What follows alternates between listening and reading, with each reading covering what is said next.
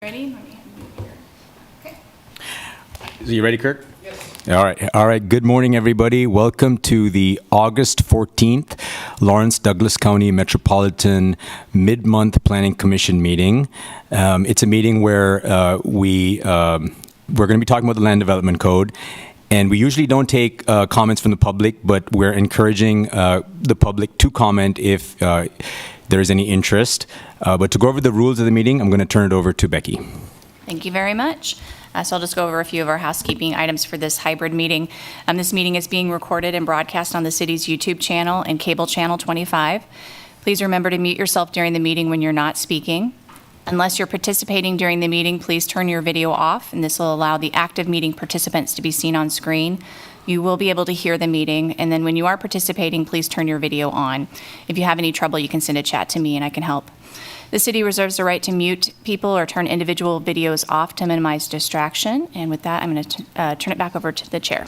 Okay, and just to go over a little bit on how we're going to do it today, we're going to let Elizabeth present. And after she presents, the commission can ask any clarifying questions, nothing too in the weeds, just kind of questions on her presentation. And then if the public has any comments to make, we're going to let them exhaust all the comments that they want to make, and then we'll bring it back to the commission. So unless anybody has any concerns, that's how we're going to do it. So with that being said, Elizabeth, the floor is yours.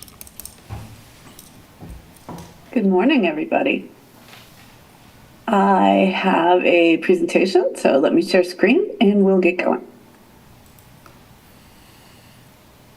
Today we are working our way through Article 10, which is mobility and connectivity. All right, so let's get going. Just to remind everybody, got a few reminder slides to get going here. So our project goals are to identify opportunities to meet city goals in Plan 2040 and other applicable plans, to create more predictable development outcomes, simplifying and streamlining development procedures, and to make the Land Development Code more user-friendly. So we have a schedule which I have extended to reflect the time frame that we're in right now. So this is task 4+ that we're doing. We have gone through project orientation, code assessment, an extended period of drafting, a period of reviewing the full draft, and now we're having discussions and public review of the full draft continuing through October of this year. The Planning Commission's schedule and topic areas for the next few meetings. We are meeting today on mobility and connectivity. We will meet again in a couple weeks on residential development. On September 11th, we'll do landscaping and environmentally sensitive lands. September 23rd is commercial development, and September 25th will be the anticipated adoption vote. Just so everybody knows, the version of the Land Development Code that is the focus of community review from now through late September is posted on the project website. The website address is on the bottom of this slide. That is lawrenceldc.conveyo.com. This draft is open for comments during that entire time frame. That means it's open right now. That version of the draft will not be revised until completion of the Planning Commission review schedule, so that will be in September. And proposed changes will be listed on the project website following Planning Commission or Steering Committee meetings. In case anybody wants to see what they're looking for on the website, you're going to this page. It says Adoption Review Draft. And then you can click into the document and you can leave comments in bubbles. We appreciate everybody's comments. Okay, so for today's Planning Commission meeting. So the thing that is interesting about mobility and connectivity is that there is a lot of city policy around this Land Development Code section.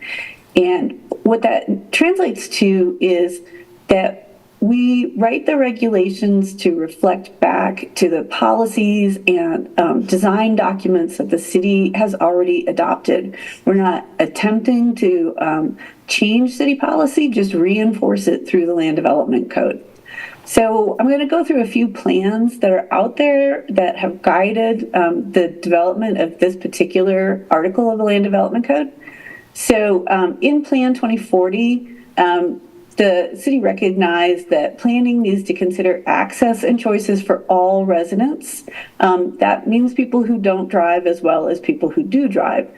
When we are talking about transportation choices for non-drivers, one of the key things that we look at is safety and efficiency. So there are three major goals in Plan 2040 that translate into the Land Development Code. The first one is enhance transportation options and choices for improved system performance. Second one is focus efforts on the efficient movement of people and goods. And the third one is prioritize preservation, safety, and security of the transportation network. So you're going to see these goals echoed through some of the other topic area plans and design standards as we go through these next few slides. And this presentation will be available on the website, and Becky has a copy of it if anybody would like it.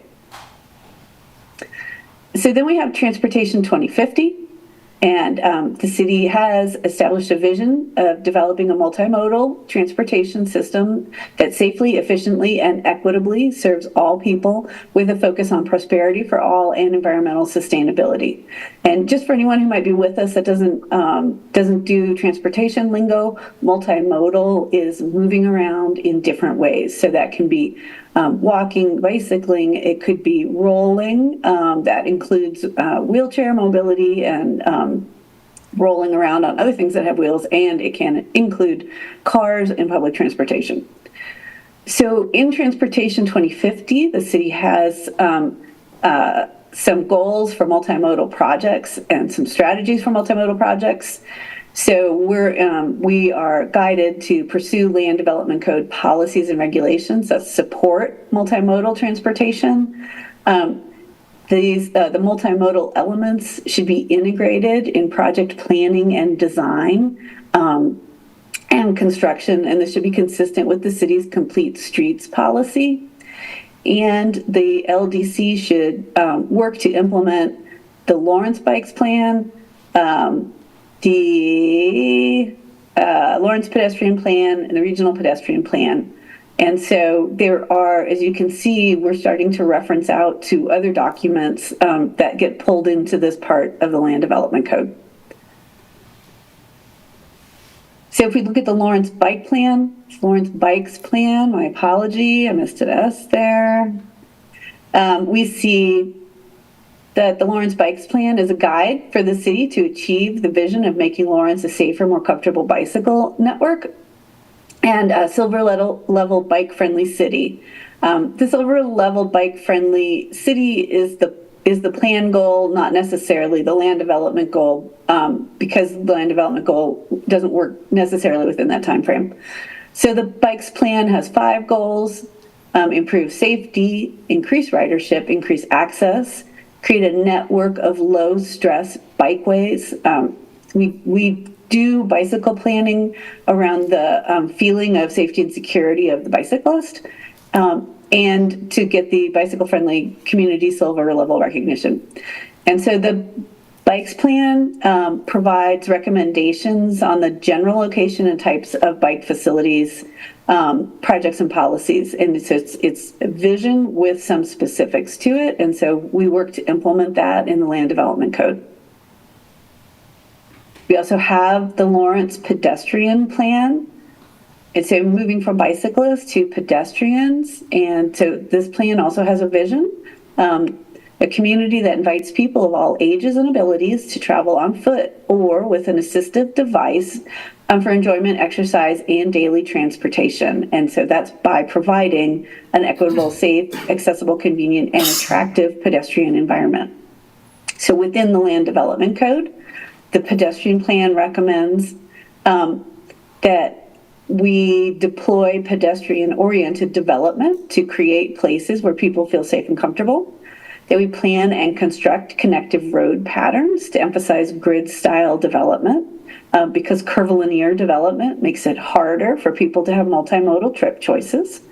That we allow denser residential and commercial construction to prevent low-density sprawl, and that we incentivize development within the city instead of on the fringes, including removing parking minimums and creating parking maximums.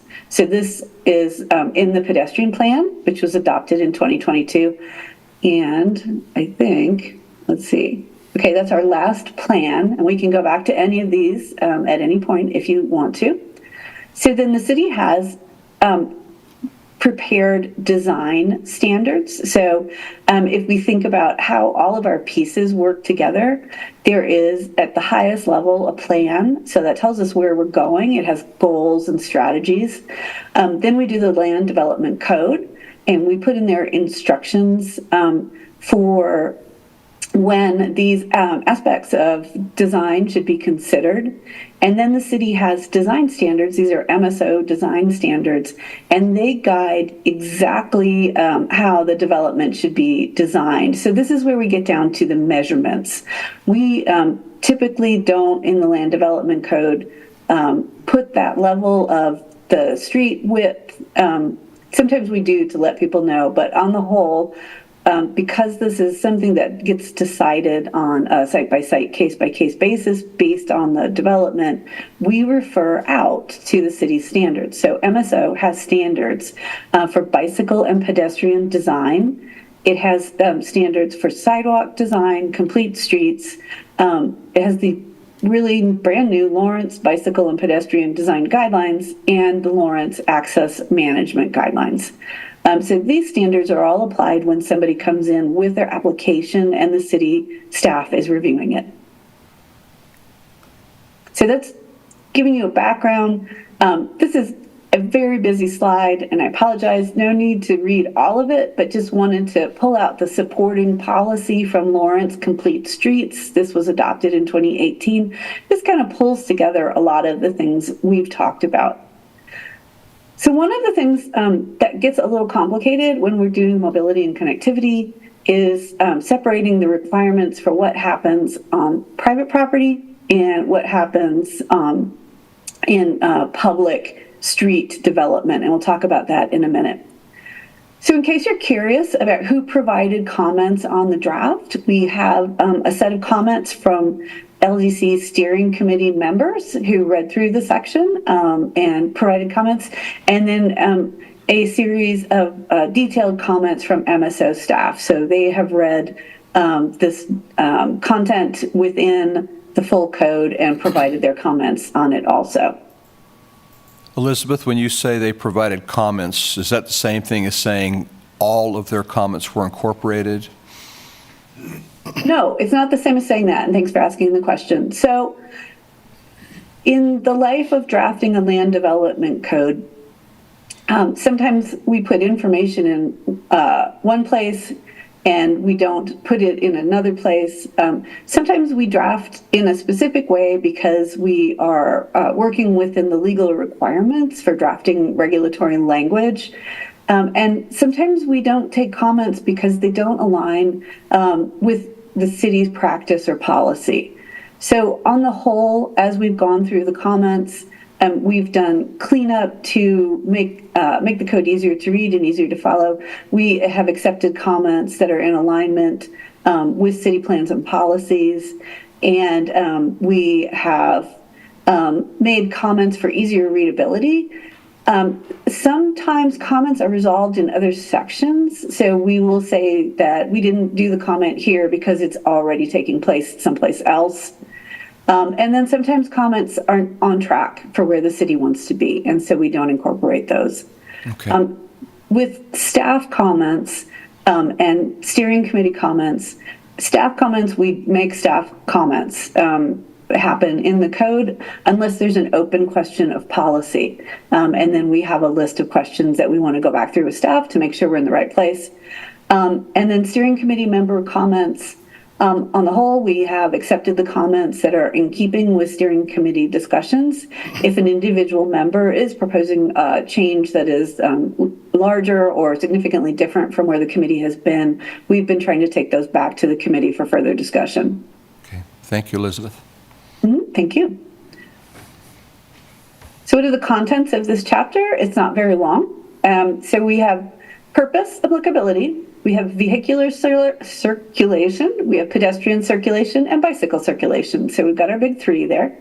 So I'm going to go through some just high-level changes, and then content and a few changes, and then we can dive in. I have the draft up, so if there's any place that we want to talk about, it's in there. So this section has a particularly robust set of purposes. We're trying to accomplish quite a bit within this article. And so when we think about how and why do we create this connected system within the city for people to move around comfortably, we have a series of purposes. So we want to provide transportation choices. We want to increase the effectiveness of local services and delivery. We want to connect neighborhoods to each other and to local destinations. We want to reduce vehicle miles traveled and travel times. And this links right back to the last one. We want to improve air quality, direct connection to vehicle miles traveled. We want to mitigate the traffic impacts of new development. We want to avoid the creation of large isolated tracts that don't have routes for through traffic or pedestrian and bike connections. We want to avoid expanding the need for transit outward without additional resources to support that expanded service. And across all of this, we want to think about reducing stormwater runoff, heat island effect, and large expanses of pavement. We also want to improve water quality and minimize dust pollution. So when we're thinking about how we move around the sort of the external impacts of the choices we make in terms of our mode of transportation are really kind of far-reaching within the community. So we think about these purposes as we look at development as it comes through the process. Oops. So this article is applicable to any application that requires either site plan review or subdivision review. So everyone who's coming into the city, for the most part, is going to go through some sort of mobility and connectivity review. There are some places in this article where single family or duplex development is exempt because it's not taking place in a location or a scale that's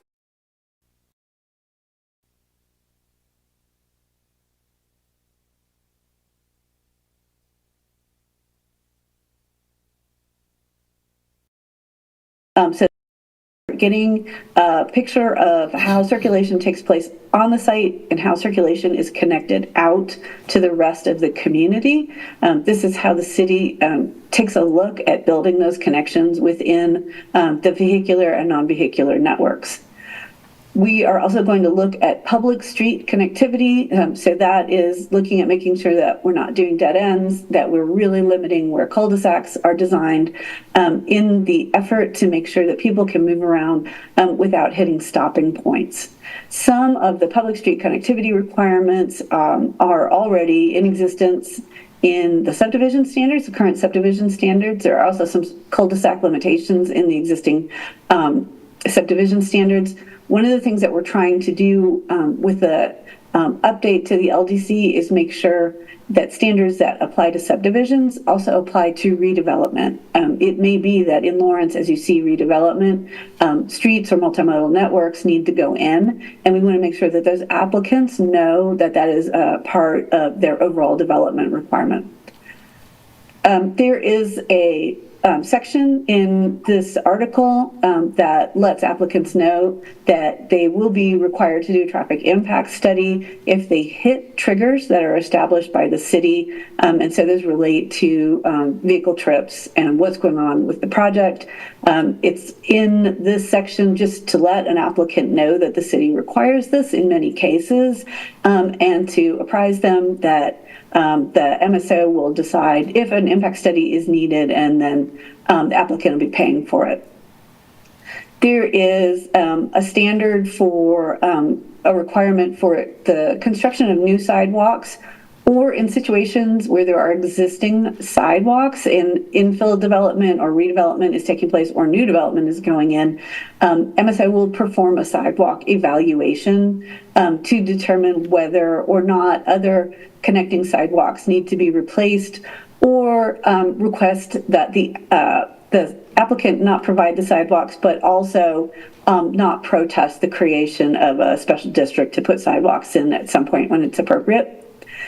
There is a provision in here for sidewalk design variance. We have heard some from the community that allowing variances to parking and to sidewalks is something that the public would like to know more about.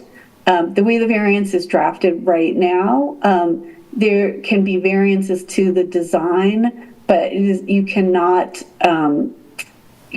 eliminate the requirement for sidewalks altogether. So you can't vary the requirement for sidewalk. There are standards that explain to an applicant how they should consider doing on-site pedestrian connections for safety and circulation purposes. And then there is a reference to the requirement for bicycle circulation in conjunction with the bikes plan. So that's the overall view of the content that's going on in the regulations. Most of these sections are fairly short, and they reference the plans and requirements that the city has already put in place that we talked about at the top of our presentation. So, and just letting you know, I've got the draft up. So if anyone wants to go section by section with questions, we can do that. So I've got a holder slide here for conversation as we go forward. And then looking ahead, want to remind anybody who is with us this morning or watching later that at the end of the month, we'll be doing residential development standards. So that's zone districts, use standards, and site and structure design standards. So that's the end of the presentation this morning, and I will turn it back to the chair for your next steps. Thanks, Elizabeth. So let's open it up for questions. I have one, but I'll let other members go first. Go ahead. Elizabeth, you refer to residential multi-units. What is the definition of that? I'm looking specifically in section 21004, subsection B. Thank you. I'm going to tell you off the top of my head, it's apartments, but I'm going to get the definition. I'm assuming that it means more than 3 units, but I haven't found a definition anywhere. Yep, hang on one second. The document is moving in its own glacial time frame this morning. The definition is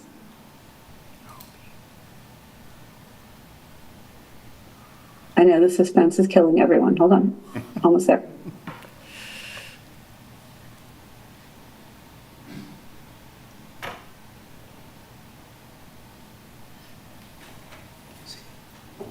Okay.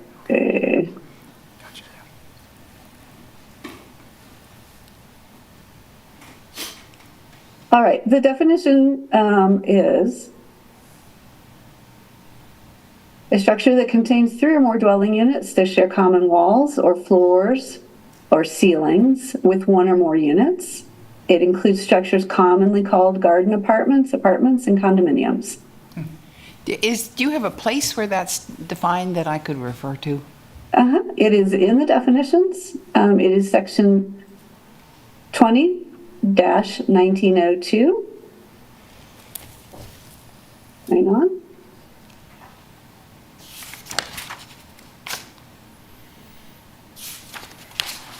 Oops. And it's Okay, I'm going to share a screen with you guys so you don't have to listen to my color commentary on the whoops over here.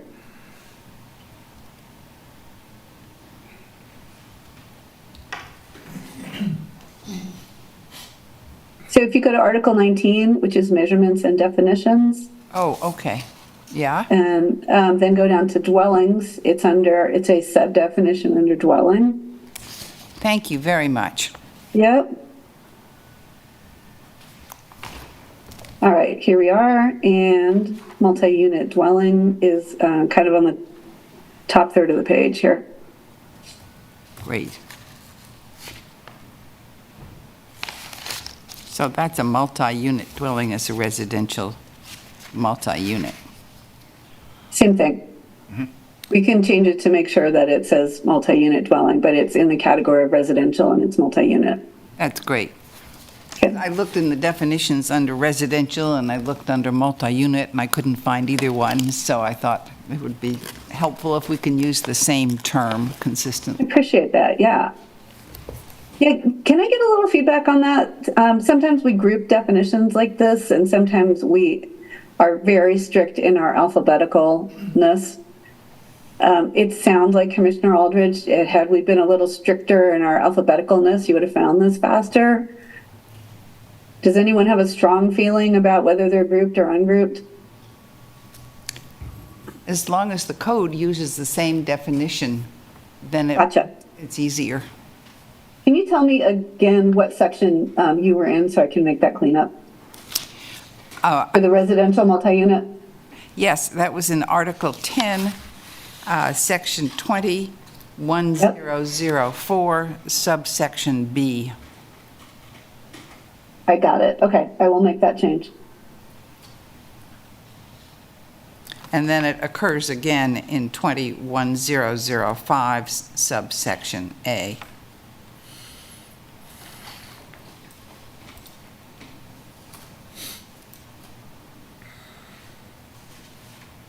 Yeah, okay. Thank you. Thank you.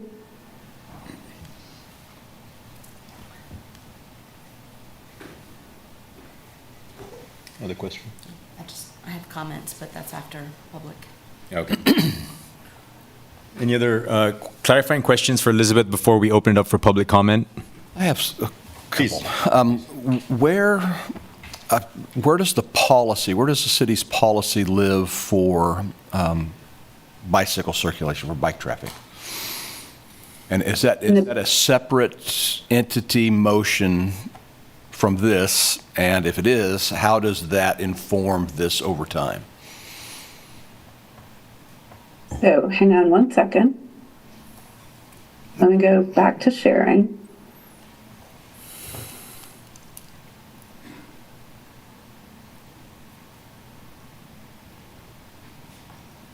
Oops, okay. Thanks for bearing with me, everyone.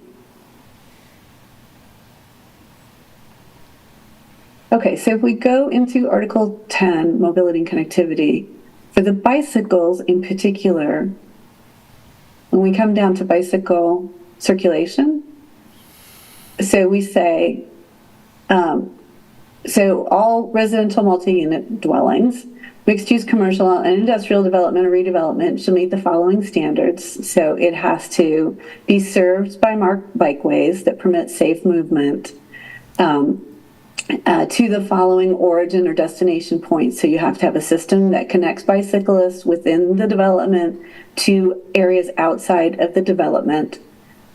It can't be on sidewalks. And then it is all designed in keeping with the Lawrence Bikes Plan.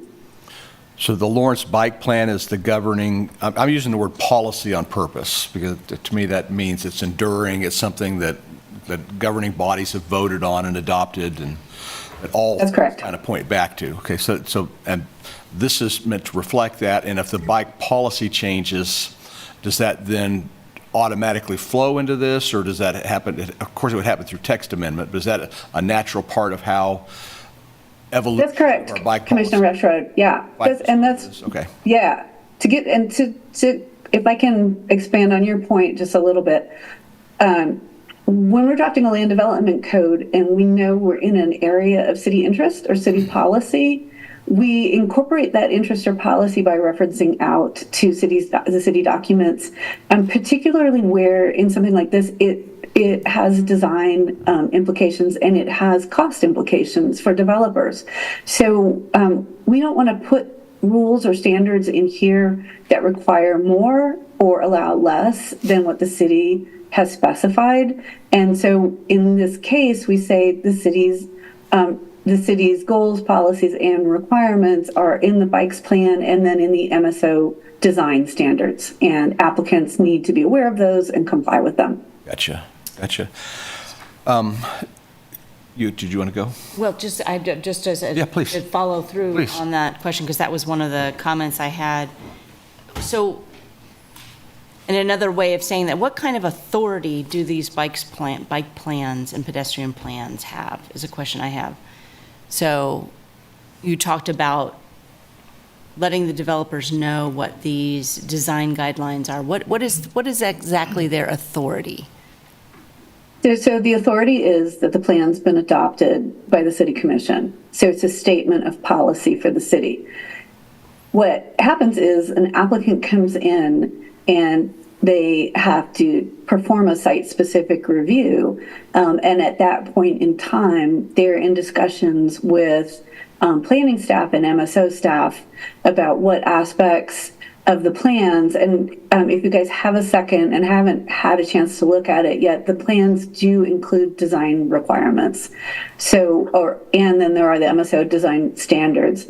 So the plans help an applicant determine on a site-by-site basis what standards they're going to need to comply with and what mobility connections they're going to need to make. So the reason that we don't step deeply into that is because it's already stated and adopted by the city, and it's challenging in terms of what each site needs to do to put all the standards in the code. So our drafting approach to this is say the city has said their piece on this, and there's nothing that we need to do in the code to explain it further. So follow the plan and follow the design guidelines. So it's not a lesser authority than the code? No. Did you? I had, go ahead. Well, I was looking back at Jeff. I didn't know if he was nodding along or if he had something to say. Okay, go ahead. Go ahead, Prasad. Oh, I was just going to ask Elizabeth, so you had the requirements slide, Yes. and I just want to understand, so as a planning commission, can we expect additional requirements? So when developers bring a project to us, are any of these requirements things that we don't see today? Like what is? 1 second. Yeah, thank you. Whoops.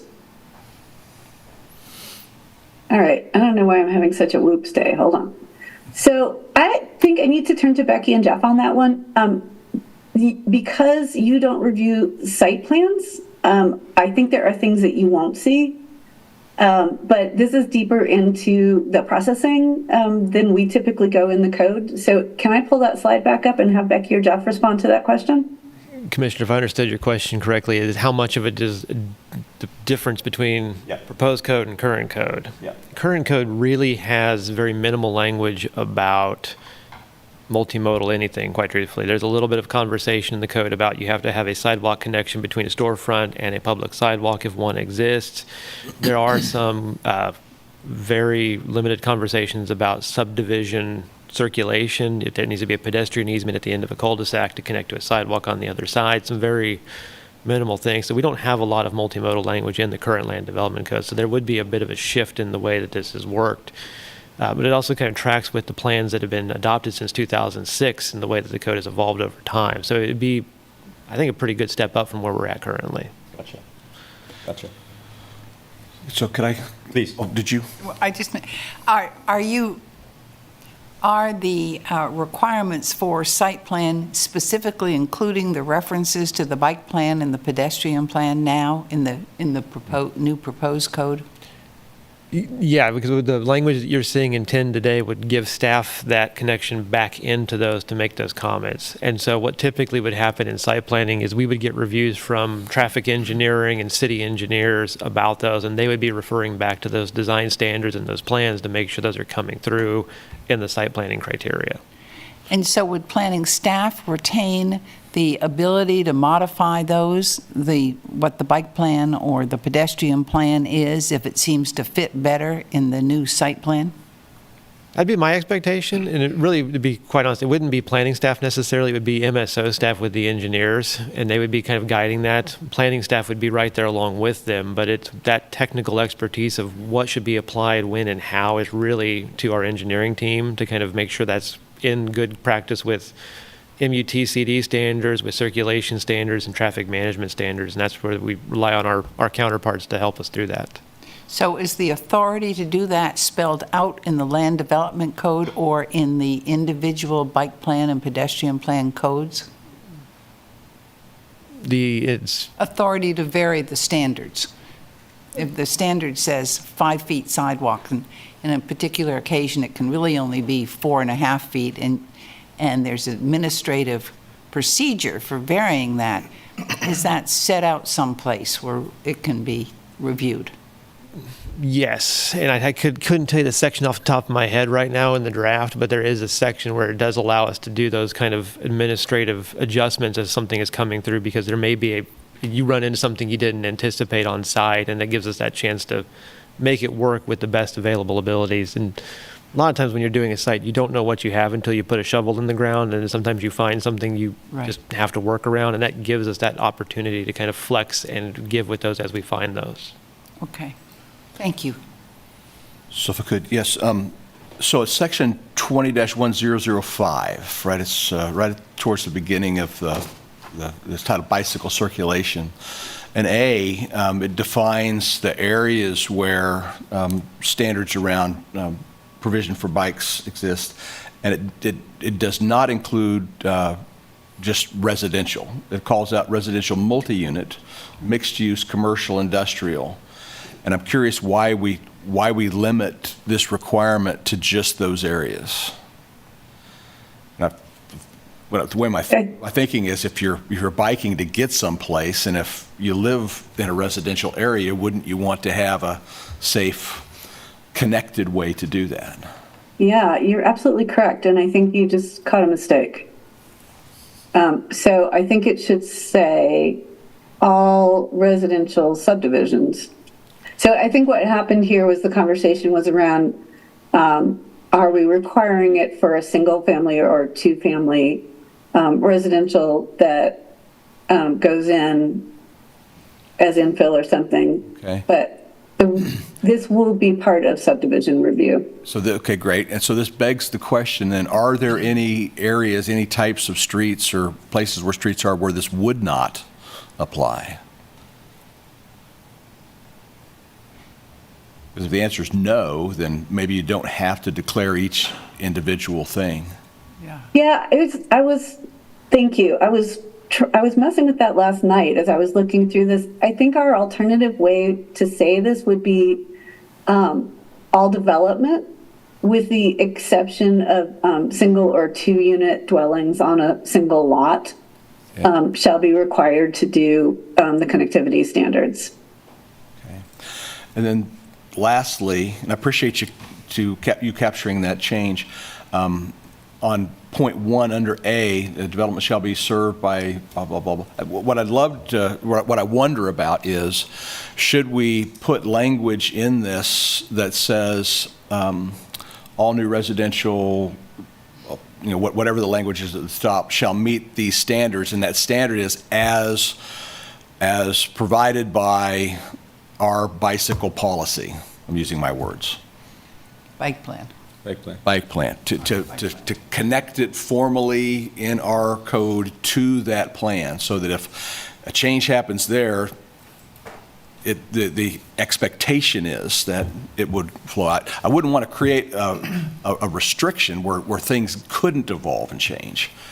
But as that bike policy evolves, we'd certainly want that to find its way into the land development code. So is what you're saying different than B under that, bicycle facilities I required? only read A. Okay. Oh, in accordance kidding. with the Lawrence Bike Plan. Let me get my machine. Sorry.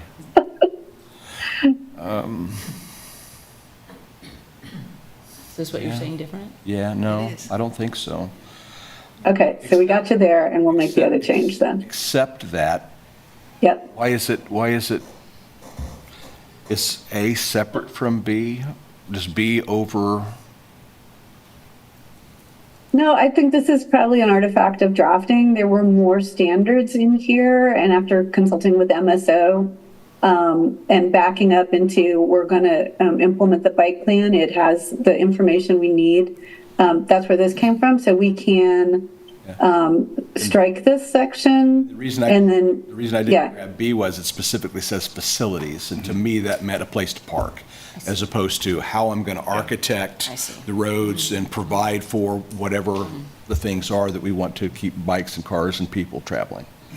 Yeah, and That's why I actually, said that word. MSO calls it facilities, and the bikes plan calls it facilities. So that's a term we're all going to need to switch to keep with whatever they're up to. Okay, thank So you. we'll switch this so it works like that. And just a reminder for the commission there, the bike plans and things are adopted by resolution by the city commission, and then they're put into Plan 2040. So they have that same guidance language that you would see in a comprehensive plan. And so this is the moment to start bringing it down into the engineering standards and into the regulations as part of this process. So it's, you may want to reference like in the spirit of that, but it's really going to be a guidance document, not a code language style document that you'd want to do. It would be coming through subdivision regulations, zoning code, and engineering standards to kind of materialize on ground. I think you just described a whole lot of work. Yeah. MSO I'm going to owe them a big box of donuts. Wowza. Yeah. Any questions from commissioners online? Commissioner Munch, Commissioner Kelso, I don't know. If not, I'm going to open it up for sorry. Question. Sorry.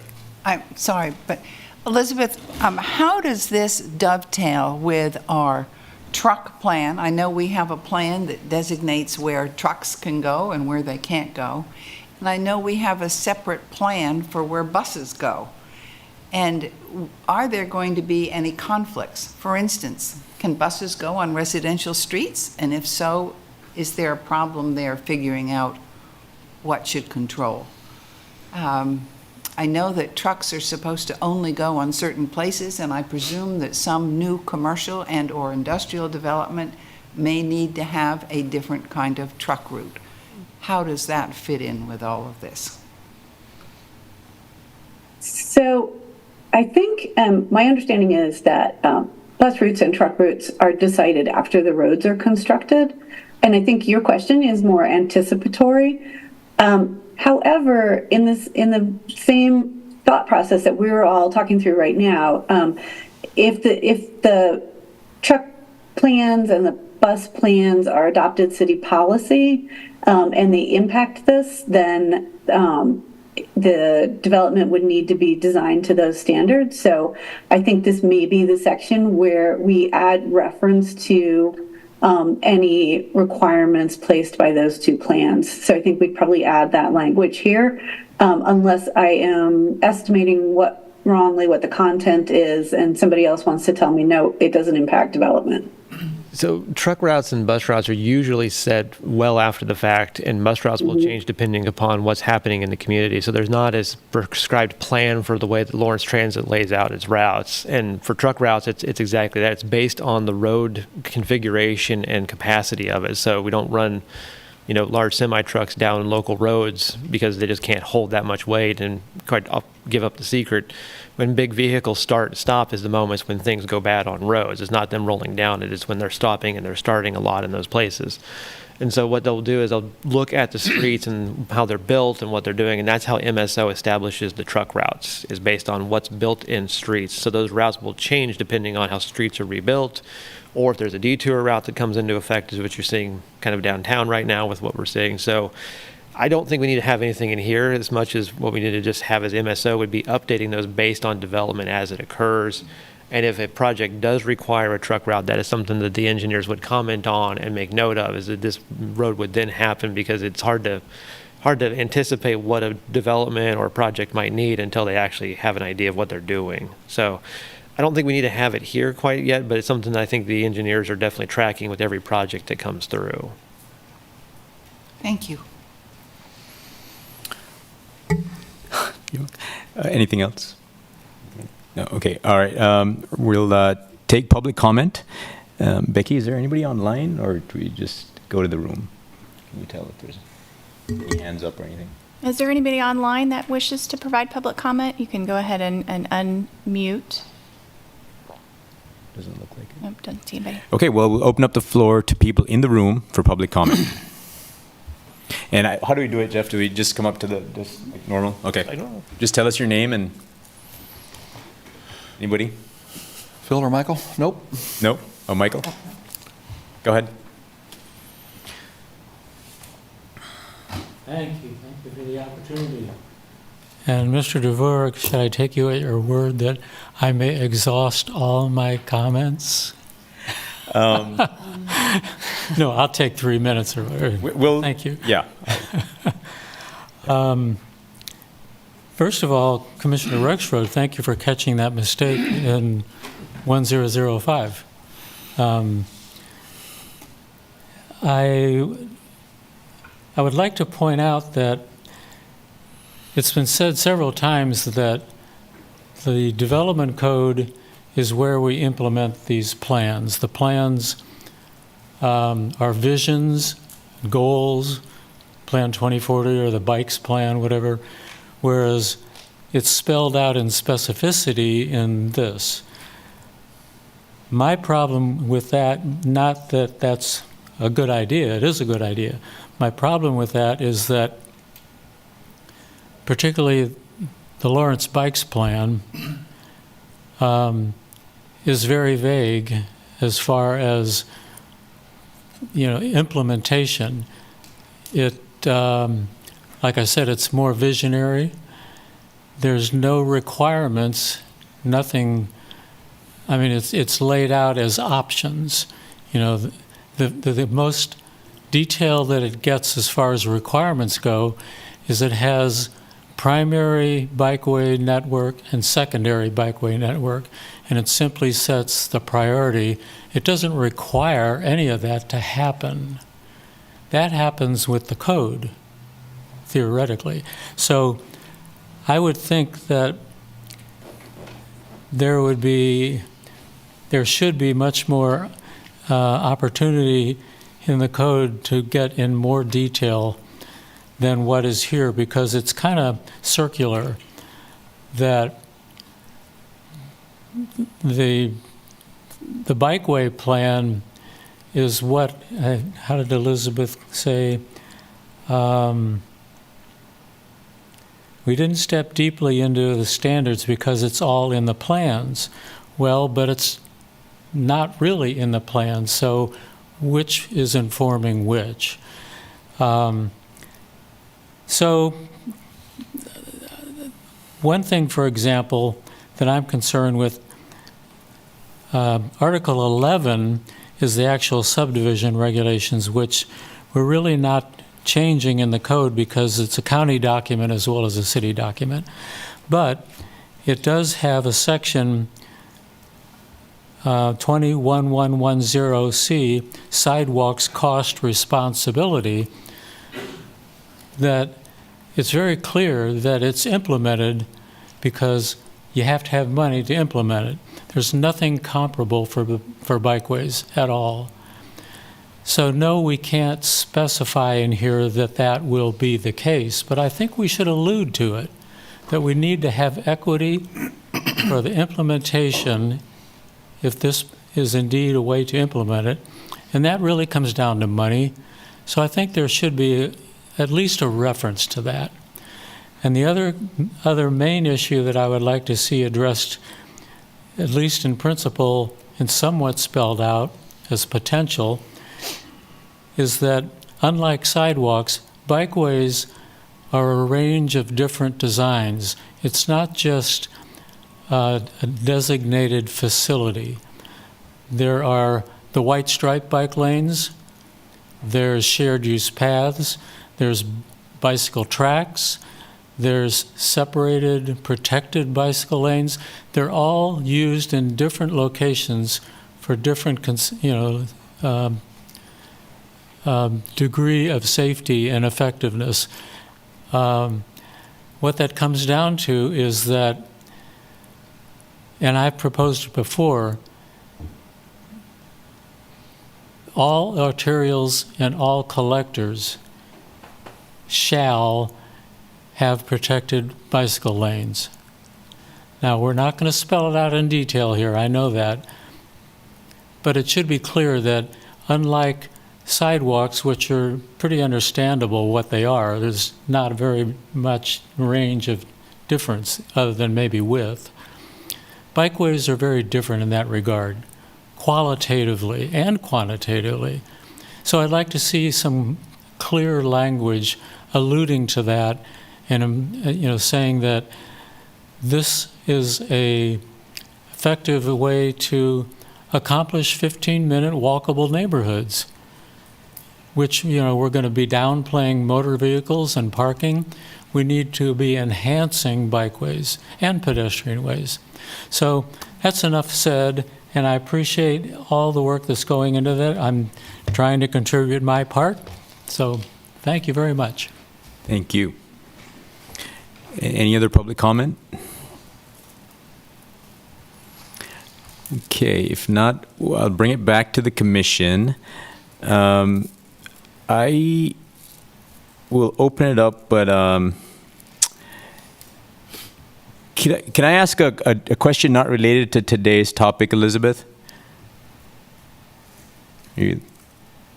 Yes, please. So talking about gross density or base density, so let's say we're talking about R2, and if, for whatever reason, the area that is developable is, you can only get one unit because of, various setbacks or whatever, floodway, whatever the case may be.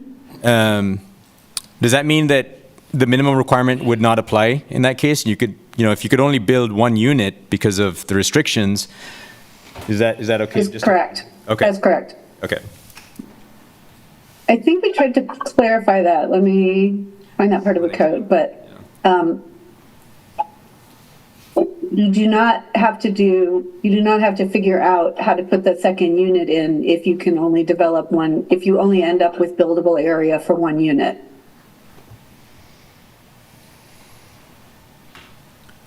So I think we ended up saying, hold on.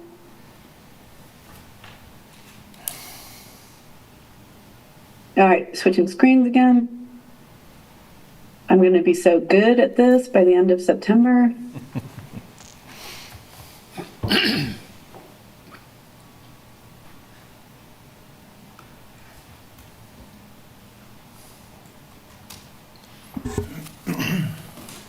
Okay, so the question is, if I have a parcel and once I take away all of the things that, there we go, we put a picture in.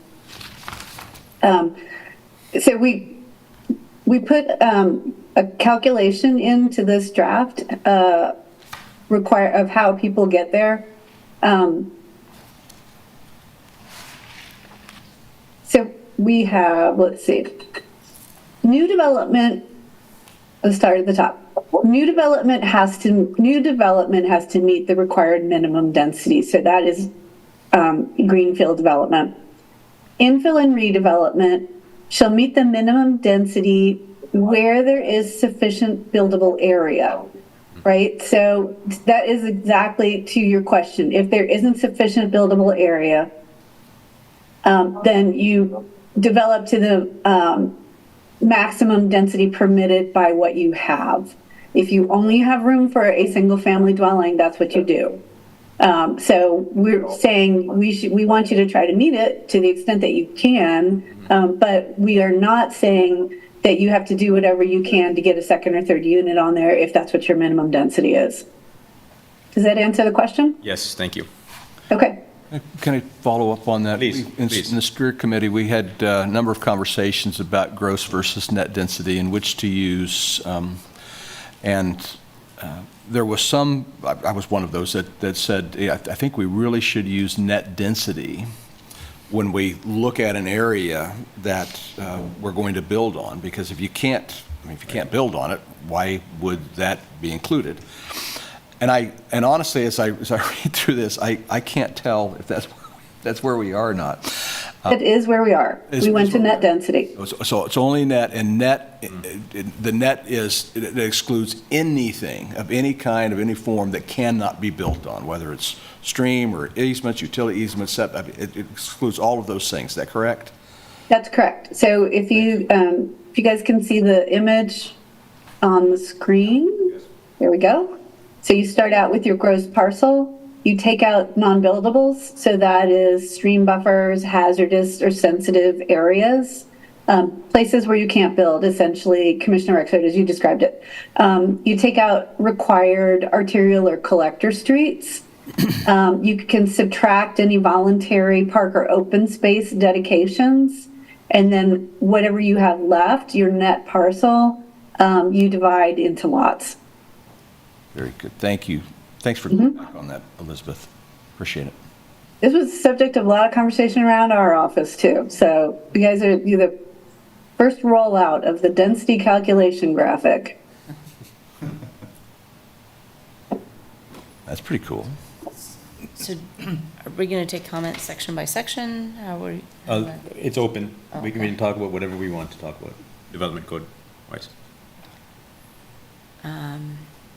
Okay, I have one for up at the top. Are you in Article 10? Yep, I'm in Article 10, sorry. Hang on one second, let me get there and I'll just go with you. There we go. Under vehicular circulation, just a clarifying question about the circulation plan, having it be required. So the director or city engineer may waive the requirement. I just want to make sure that there's still a circulation plan needed for a whole new development, even though it does not impact an existing circulation plan. So there still would be one required, let's say for a new section, a new development of so many houses, even though it's not impacting a current existing circulation, vehicular circulation. Oh, I see what you're saying.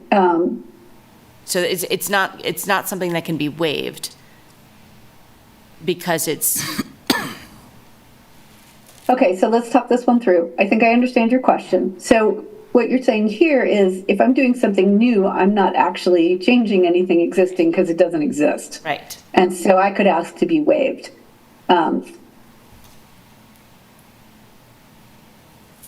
I just want to make sure that's not the case. That Yeah, a no, new that should area not would be the case. Okay.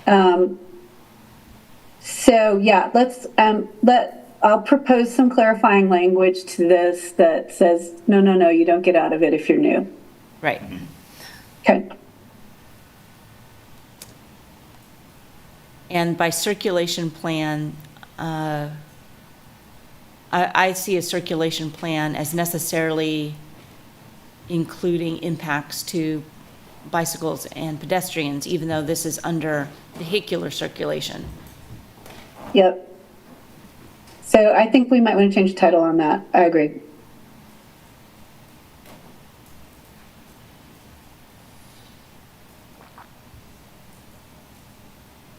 Are there any I other? think we can just go with circulation on that. So say that again. There's language that talks about streets and their design as it relates to pedestrian and bikes. So what specifically were you talking about and why? Basically, a circulation plan. You know where I'm going with that? Not exactly. Well, it's about how we build out and whether we compromise one for the other. Well, I guess wasn't getting so much into the weeds of Okay. the particulars, but just in terms of overall looking at a circulation plan. If we're looking at where cars are traveling, because that's where Not this how they section's exist under. together, just, No, just how they're Gotcha, traveling. gotcha, how they're- gotcha. Okay, never yeah. mind. All right. That a circulation plan would necessarily include people traveling by other means than a Right. car. So you have to look at the whole Yes, picture. I completely agree. All right, thanks. Thank you. So I think if we just take out the word vehicular from that title, it gets us there. It's now we're talking circulation. Yeah. Okay. Well, do we What? take out vehicular circulation but leave in pedestrian and bicycles as their own thing? Well, I just want to make sure, because as I was looking at this, there's talk of course, bicycles and pedestrians further down in the Right. section. But up there, it would seem to be solely for vehicular circulation. I just want it to be comprehensive. And does bicycle and pedestrian, does it speak to the circulation component as well? I guess what I'm trying to, the thing that I want to guard against is that we remove the idea that cars need to be moved as well from place to place. When she put in multimodal, then that would cover everything we're talking about, rather than having to be as specific. Although I see down here, that it's separated between vehicular circulation, Right. pedestrian circulation. Right, so Bicycle all of those circulation. things make multimodal for sure, but if we remove the area that talks about cars, vehicles, does that change how we think about it? Does that change how we plan or how we decide about things related to just cars? I don't think so, because the things that are related to cars are more extensive than the things that are related Right. to And- pedestrian and bike. Agree, and all the language in that particular section seems to be about cars. So why take car off of the description if in fact what we're talking about is cars? Because even within that section, we don't want it to be exclusively cars, where it's appropriate, like in the circulation plan, or maybe there's a separate So section should we add for cars back to circulation. the bicycles and that about pedestrians also? Or, Probably. see what I'm saying? Yeah, I do. Maybe there's just a separate section for multimodal circulation and pull it out of each one of those Yeah. separately. I think we can do multimodal circulation as an overarching kind of umbrella approach. So everyone's going to do a circulation plan for the most part. And then we can roll into specific standards. So we have vehicle standards, pedestrian standards, and bicycle standards. Is that a parallel construction that works for everybody? That's fine with me. The concern that I have is that this is kind of high level, is when we look at, sometimes when we look at how we bring different forms of modality together, we decide we're going to enable one by removing something from another. And that may very well be the answer in a specific scenario. But I would, when I think about that, I want to make sure that we think about the needs of each one of them independently and think about how they can come together uncompromised. And if we remove the mention of car from the circulation thing and still have it for the others, I just worry that might lead us down a path that compromises one or allows that compromise to happen. Yeah, I agree with you. And that's why I think the multimodal works, because it keeps Yeah. them together. And then we think about a multimodal circulation plan, Yeah. which I think was your point. Yeah, and it might be. There's different ways to get at multimodal. Some is to leverage the existing, road bed and divide that up in ways that are really effective for handling all of those. Others are to create dedicated, like Lawrence Loop. Lawrence Loop has nothing to do with vehicles, but it's an important part of how people get around the outside of the city. And how might that idea develop over time?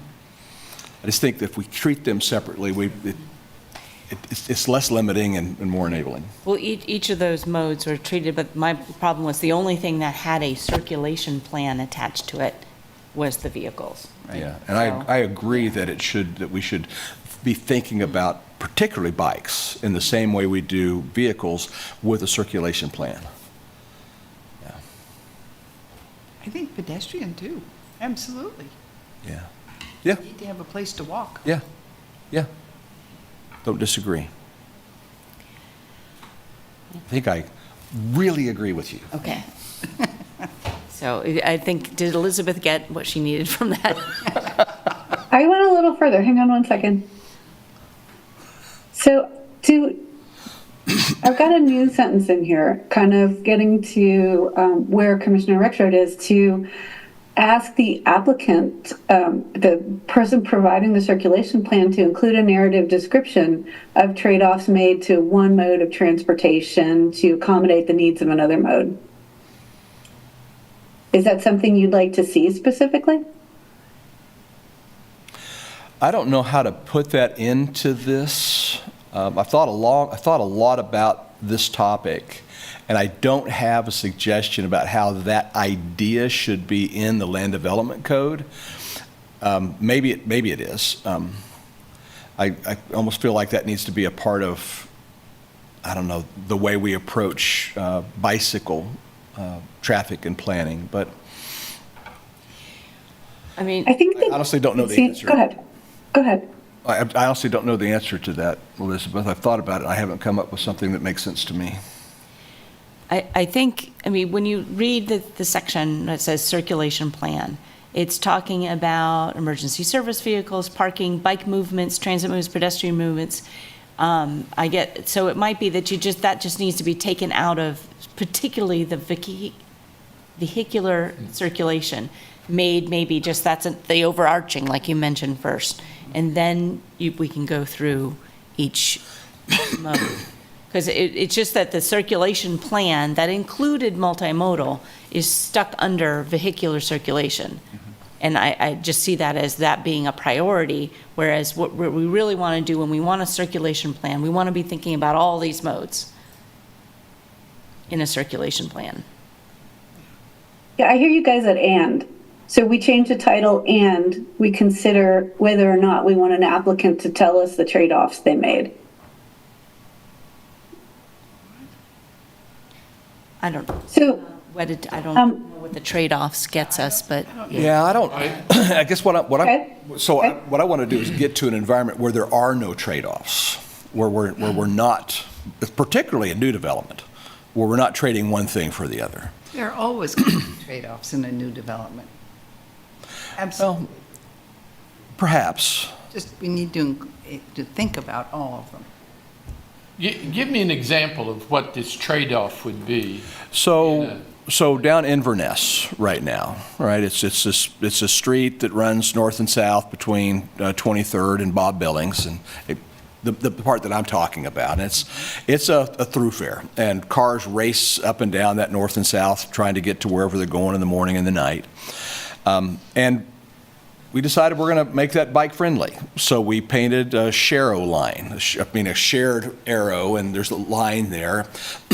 And you very rarely see a bike on it because, holy cow, there's curves through there and it's just not safe. So you might think, okay, well, let's take an approach with Inverness like we did with 21st Street, another segment of street in the city that was kind of a street that could get you back and forth east and west without a lot of trouble. And to make that bike safe, we made it very, very, I'll say unfriendly. We compromised car traffic on that. We put bump outs. We did things designed to slow car traffic down, right?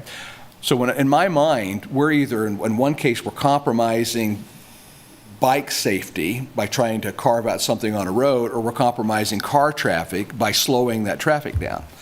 If you look at some of the design of some of the priorities we have for our transportation plan, one of those line items is we want to improve commute times. I'm using my own words, but it's in there. We want to enable cars to get from here to there, or people to get from here to there with less amount of time. KDOT spends millions and millions of dollars trying to shave 30 seconds off of a commute between here and there.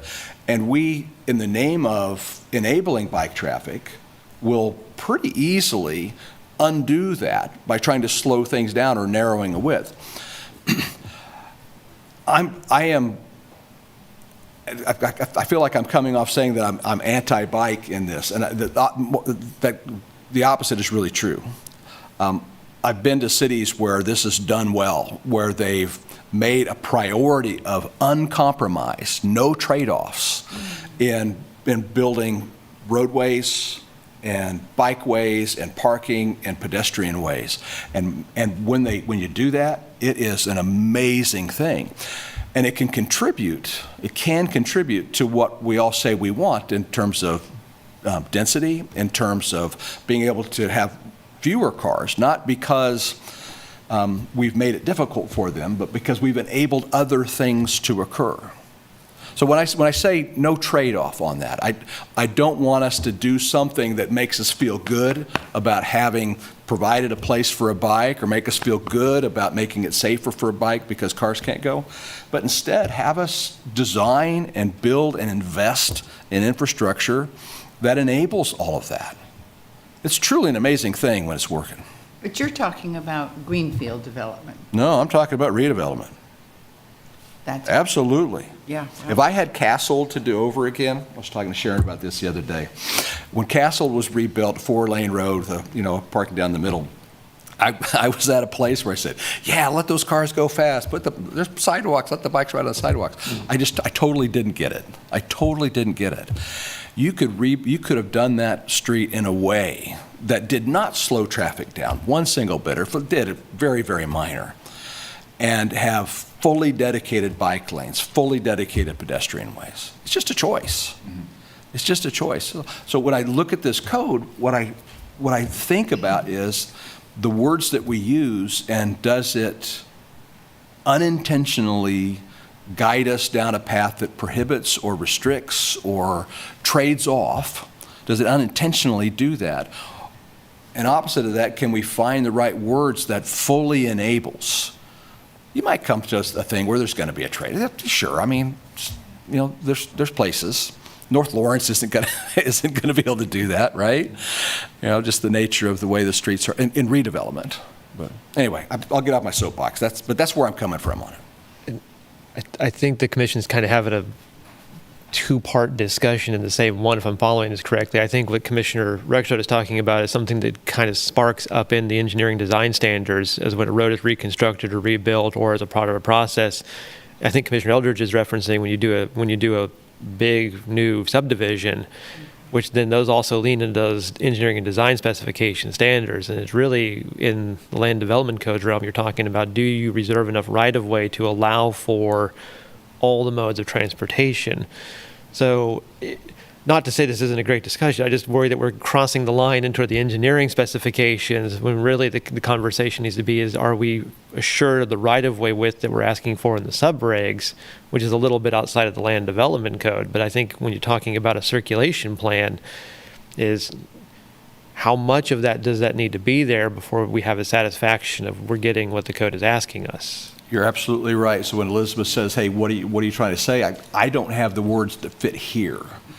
But I just want to describe the ideal that causing me to ask the questions that I am. I think you're describing the ideal of the Lawrence Bike Plan and the Lawrence Pedestrian Plan, and this is one of those things where it's kind of hard to start taking the 30,000-foot look and bring it down to the 500-foot level, and it's that details where I again owe MSO a really large box of donuts, because they have to take all of that and bring that into reality, into that narrow width of land that they have to work in, and then accommodate not just the things you see at grade, but all of the things below. So the piping, the fiber lines, the sewers, and then all the street lights and all the other things that I don't even think about until I realize that there's one missing. It's kind of hard to want to take that apart, but I think that's where the land development code kind of strikes that balance, is does this give us the opportunity to have the conversation about circulation and then understand, are we benefiting one to the other's expense? And at Commissioner Eldridge's point, that may be a case in certain instances because we just don't have the rights of way. Or there may be an instance where we don't want to have a certain mode of transportation on a certain street because it is just not conducive to that in the grand scheme of things. So it's you all are having what we call a pod conversation, which is what the planners will do quite frequently, where you're just like, I want to solve this Rubik's Cube, but I'm missing 3 squares. And how do I kind of get around that? So we're right there with you. We do it all the time.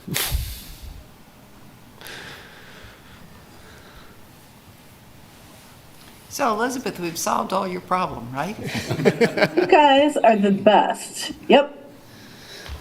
So I think still, and I want to take this back to MSO, but to where Commissioner Rexroad is, I think we can still have an applicant explain to us their thought process on what they chose and what they didn't choose. But I'm saying that with a maybe, and I will take it back to staff, and it may end up being a pod discussion, just as Jeff was saying, to fully flesh out what does it mean to have someone do a circulation plan. Where are they going with it? We aren't going to get to the engineering standards, and I know you know that, but if we're having this discussion and seeing where the trade-offs are, oftentimes that'll eliminate where design standards aren't meeting their full potential. So, taking that moving policy down to regulations, down to design, planning commission asking questions and getting answers is one way we, within the community, think about what our design needs to look like moving forward.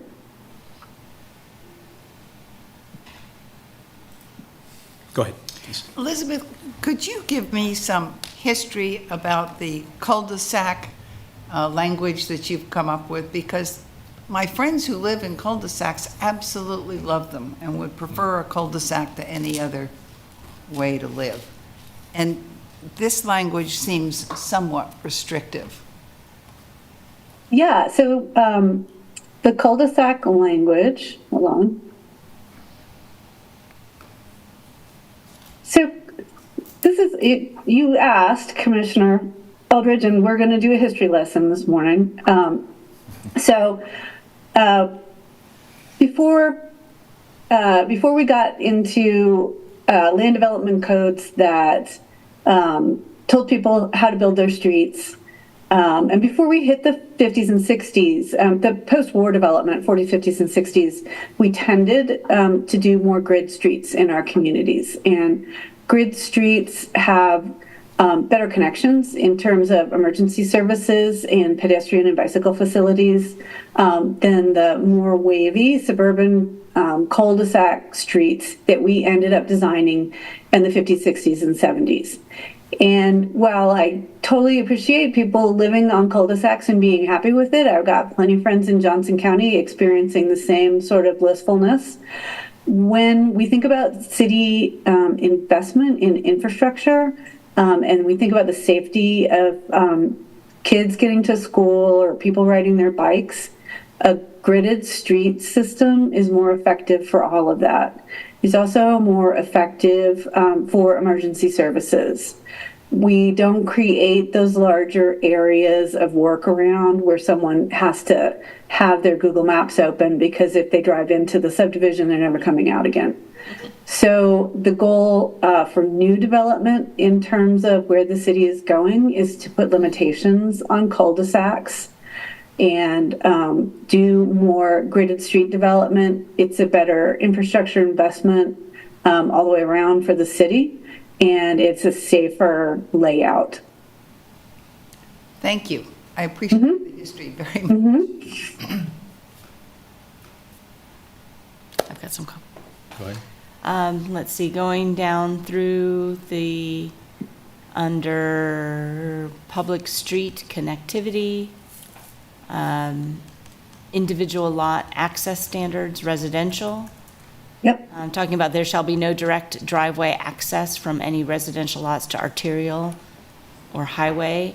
So Yep. specifically to arterial, is there any non-conforming, is there anything that exists now where the driveways are going on to arterials? And I'm curious because would redevelopment or rebuilding in an area not be allowed in this case if there were existing access to an arterial street? Yep, you have Iowa a lot Street. of driveways. Iowa's probably the prime example. There's a couple on 6th Street that I can think of.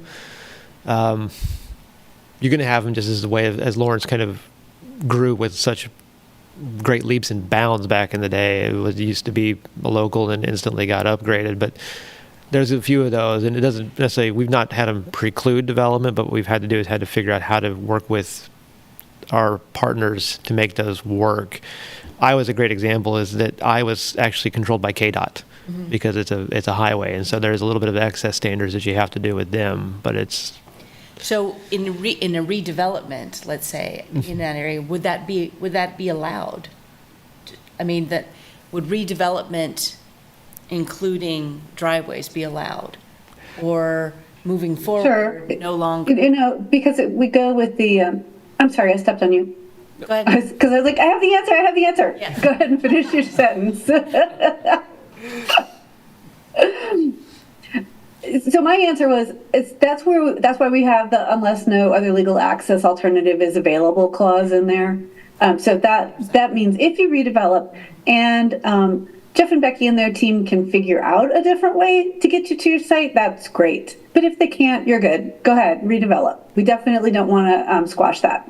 yeah, and there's some examples of that recently where we've had to run into that, where just the way that everything is laid out, that's the only way to do it. Okay, just want to make sure that was possible.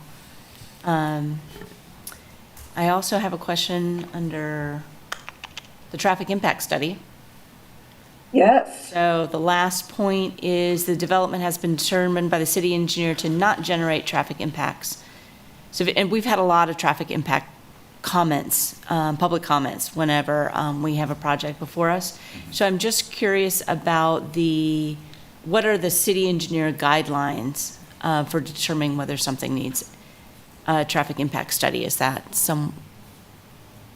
I imagine there are guidelines somewhere. Yes, MSO does have guidelines for when they require what's called a 7-step study versus a full traffic study, and it is based on ITE standards, and I forget what ITE stands for exactly. I think it's the International Institute of Traffic Engineers or something to that degree. But it does give them guidance on when to do a study based upon what programmatics are in the site. And so they have a pretty good pretty good formula for when to do which studies and how. Okay, and that, as I think I've seen before in some of our packets, Yes. that determination made by the city engineer, so we can track how it is that decision was made. Exactly. Okay. Can I add on, Jeff? Is that is the triggers are in Chapter 16, Article 11, correct? I believe that's the right one, yes. Yeah. So this has a reference out to a different section telling an applicant where they can go to figure out which study they will trigger. Okay. And if I can just continue with a couple of pedestrian things. So I have one very specific comment and then one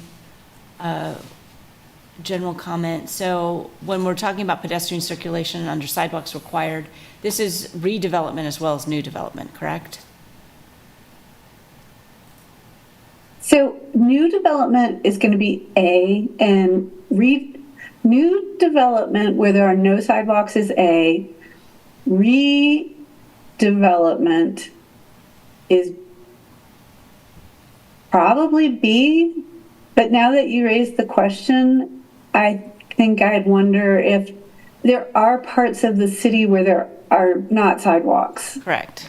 So do we want redevelopment to follow A and put the sidewalks in? This is a kind of a policy question. I think we've started down this path with steering committee. Mm-hmm. So let's back us up to the bigger question. If you're doing redevelopment in an area where there are no sidewalks and where the other properties won't be redeveloping, do we have you put in the sidewalks?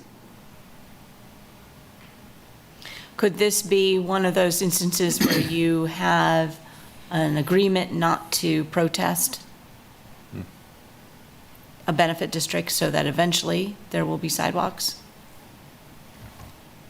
Yes, so that would put us in B.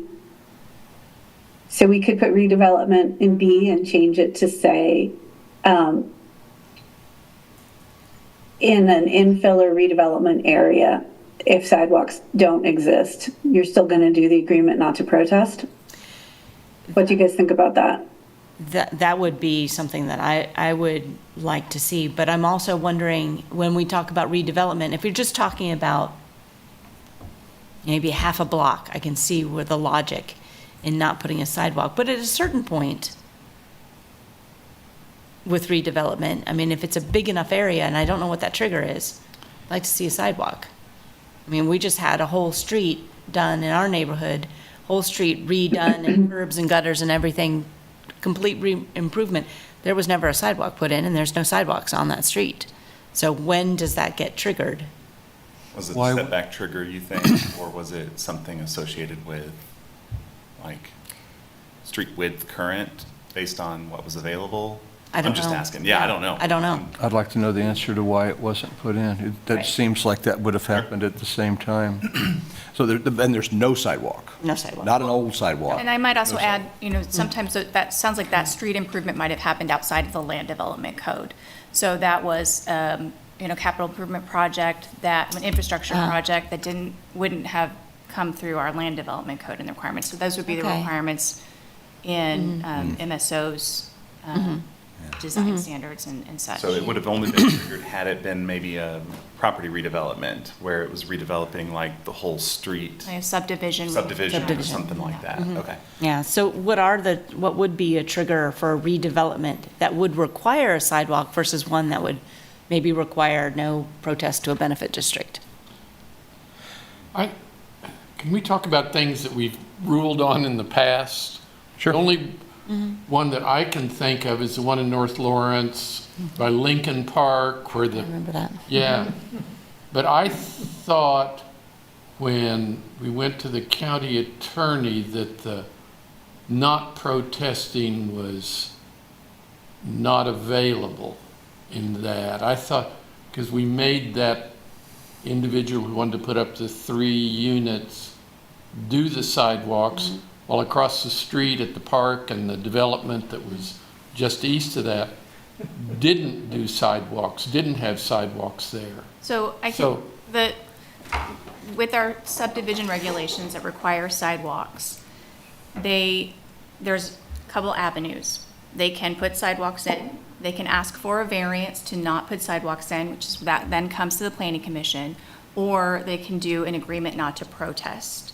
So in the case of that example, they came before you to seek an agreement not to protest. They seek a variance. I don't think that the city was recommending they put those sidewalks in per the code and not that they do an agreement not to protest the development of those sidewalks in the future. So I think that's kind of the difference in that particular case. Okay. And it was just, as I recall, just the sidewalks were supposed to be put in on the other development across the street, and it just got overlooked. I think about that example too, Charlie, when I think about this question. And, I think generally I'm in favor of sidewalks, for handling pedestrian circulation traffic. I do, though, remember that very situation, and I remember the developer and even staff to a degree commenting, this is a case where it shows that not all sidewalks are equal. And both from a standpoint of what's needed in a particular area and the cost associated with causing something to happen where sidewalks were never part of the original design before. So I struggle a little bit with saying that we'll have a rule that says in every case in redevelopment, a sidewalk's going to be required. I'm not sure, though, what the right language is or how to create an environment where you can make a determination that says, is this really something that's needed here, or is there a different way to get at that? Well, that's what I'm asking about. What would be a trigger for redevelopment? What, if it's a length of street, if it's a context where there's no sidewalks versus there's some sidewalk, what would be the criteria in a redevelopment where we might have a requirement for a sidewalk, and ask for a variance, or agree not to benefit? Is there an MSO plan that already kind of defines where, in a perfect world, sidewalks would exist all around town that we could lean on or point to? Yes, and I That- There's a pedestrian plan. Pedestrian plan. That gets at it. If it's a part of the pedestrian plan that this has been approved, it's policy now, then that's the trigger. Is this also one of those administrative variances in there for sidewalks? To allow an administrative Yeah. variance. Yeah. I'd like that. And if the pedestrian plan does in fact logically think about this stretch of street between 5th and 6th on Elm, I'm making that up, and they've decided, yes, it will, or does the pedestrian plan just say, we're going to have a sidewalk on both sides of the street as a blanket? I'd like it to be, What I'm looking at is this map of the pedestrian plan that shows all the missing sidewalks. And I don't want us to get in a situation, so if we don't start requiring sidewalks being made, we're never going to get there. so, and I don't disagree with you, but I guess that kind of goes to my point. If that's the pedestrian plan and all it does is say, this is every place that a sidewalk doesn't exist, it doesn't answer the question, should there be one there? Right.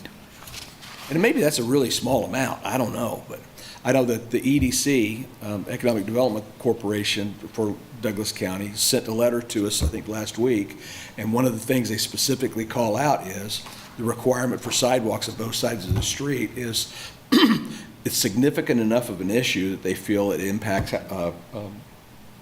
housing development. Not saying that it does or doesn't, I'm just saying this body has made that determination. And I imagine in a new development, the sidewalks are required. New sidewalks shall be provided by the developer along all local collector and alterations. So they are currently required in all new development, sidewalks. And I can see it in new development.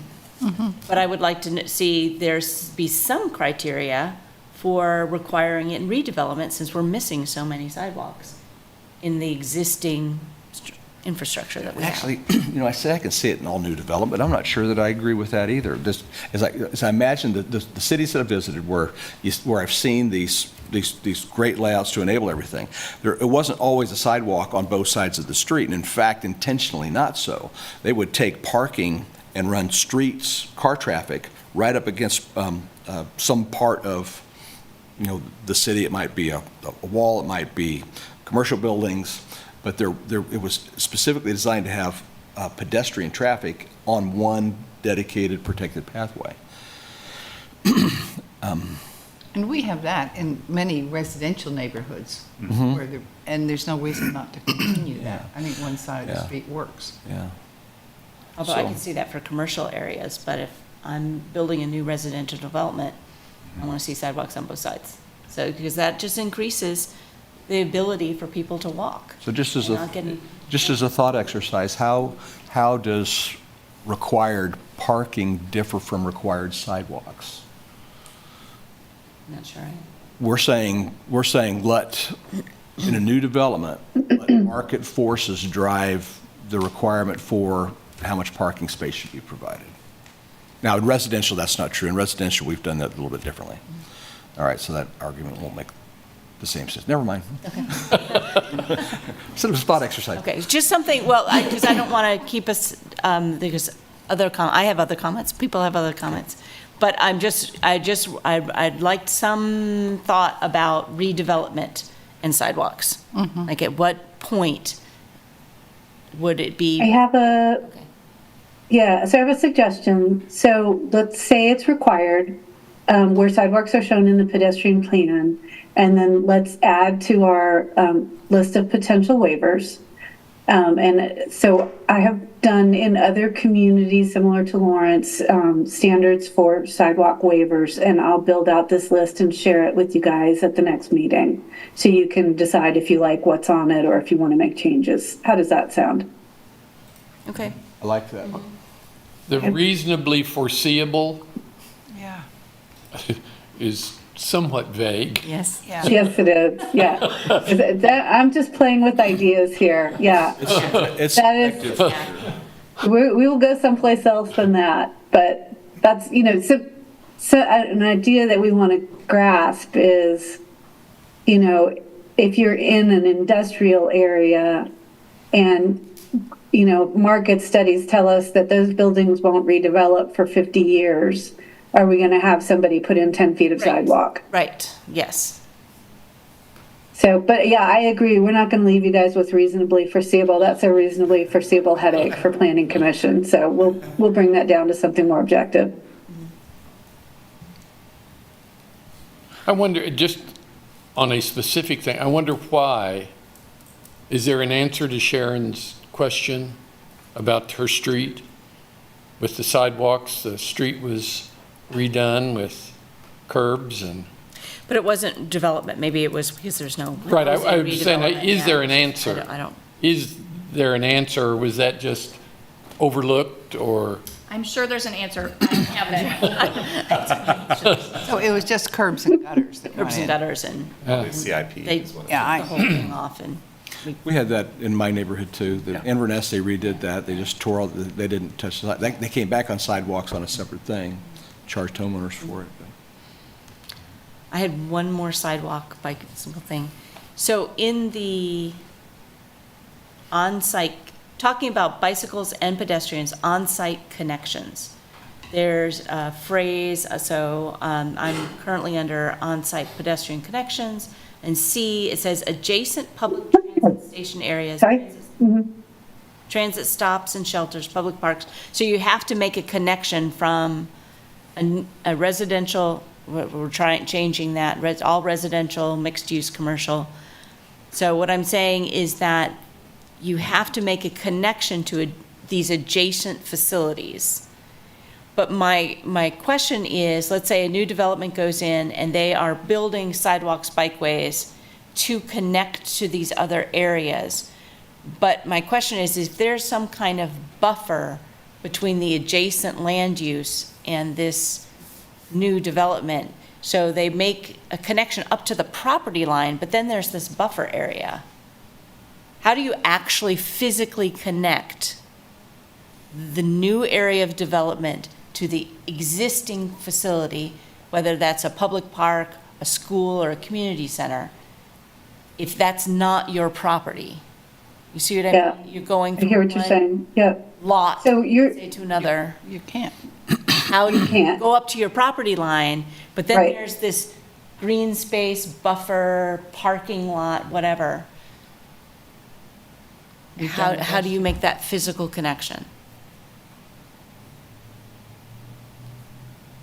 you're just going to go to the property line and then when that green space buffer, whatever.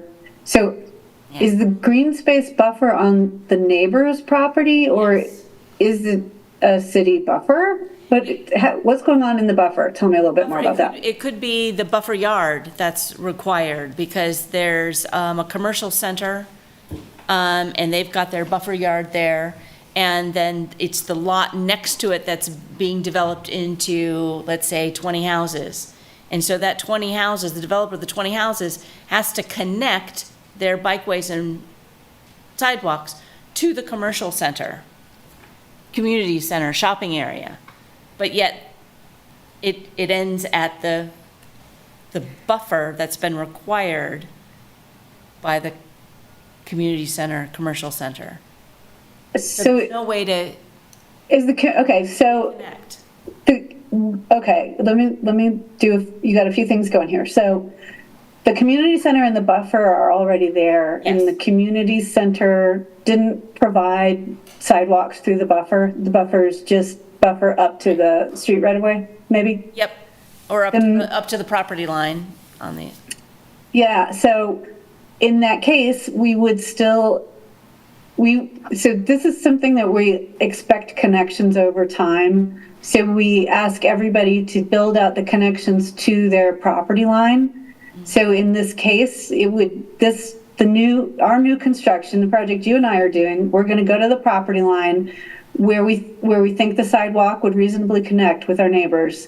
And then if the community center redevelops, let's make it a shopping center because that's more likely to redevelop. The city could come in if it's a public community center and build that connection, and that may happen. But if it's a private grocery store or something, and so we put our piece in, the grocery store redevelops, then they connect over time. So this is definitely a long-term network build, and there are going to be gaps in it periodically. but we build it with the idea that in the future, it will be well-connected. So I think what I want to put in here to answer your question is on my site, I only go to the property line. That's all I can do. I connect with where it is reasonable to connect in the future. And then we have a little faith that the system's going to come online at some point in time. So when that shopping center redevelops, they would then be required to make that connection? Yep, exactly. This kind of goes back to your question about residential sidewalks even. It's like during redevelopment, like, do we require a 20-foot section of sidewalk so that in the future, reasonably, we assume that this property will also be redeveloped and that just it continues to extend to fill in that red area on your map? That's what we've based it on for years with moderate success. And every now and then, the city commission decides it's going to build some of the sidewalks because they're too important. Yeah. And I don't see this as being any different, really. Just continuing what we've done. But I want more sidewalks. Yeah. Well, I don't disagree with you, but I think one side of the street is enough. I have a I'm going couple. to be quiet now. Go ahead. I have a couple of traffic impact study questions. So if there is a site plan, a modified site plan, then a traffic impact study may also be waived by the director, correct? I think so. Regardless of how large the site plan is or where it is, or are there standards for that waiver? Are there? That's again going to be looking, like when Jeff mentioned that 7-step study, that's generally an element that is provided to MSO, that then they make that determination whether or not they need to go forward with a traffic impact study or not. So that would be the same for redevelopment, new development, with the site plan applications. That is a piece that's required then to help that, to make that determination on whether they need a full traffic impact study. So is that something that a neighbor, for instance, could refer to, saying, I don't understand why there's not a traffic impact study, and they could go look at the standards and find out why there isn't a traffic impact study? Right, that information would be available with that application. Okay. And then under the exceptions, Roman numeral 4, the development is a residential development with 10 or fewer lots or dwelling units. So couldn't you have 2 lots with more than 10 dwelling units? Because if the max is 6 dwelling units, you could have 6 dwelling units on each of 2 lots.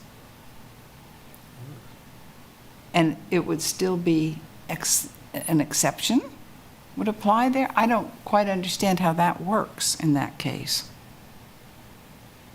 Talking about combining lots. Yeah. Yeah.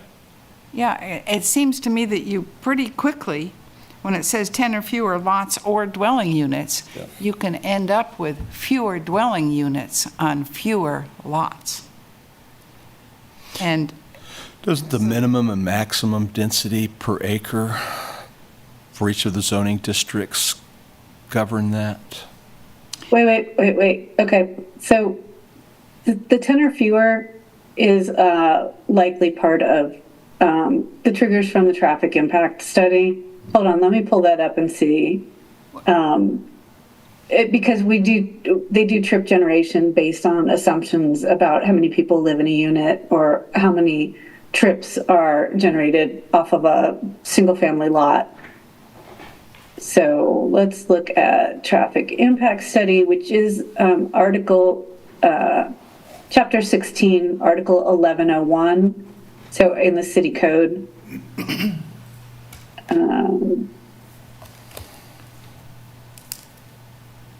well, I raised the question because I think that you could have fewer than 10 lots, but still have many, many more than 10 dwelling units.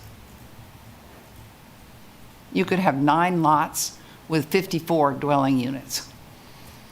Yeah, I think we could probably take this one out. So the traffic impact study is required for developments that generate 100 or more trips in a peak hour.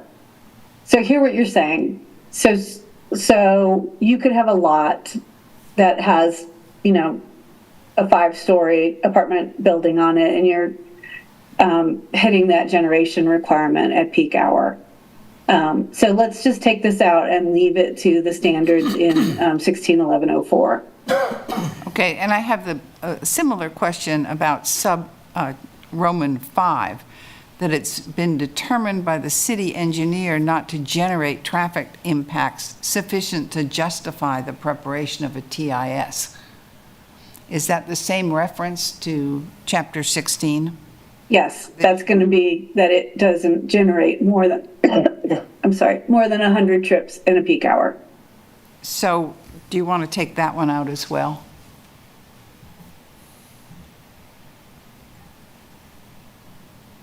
Because the way it's written, it sounds just very subjective. Well, that's why I asked what the guidelines were. Yeah. And then Becky pointed me to there are these guidelines, there are these triggers. In which case, I don't think we need it. We don't need 4 Would it or be 5. helpful to add more language to that standard that clarifies what those guidelines are located? Yeah, maybe just make the reference to the Okay. part of the code that. Okay, so let's take these two out.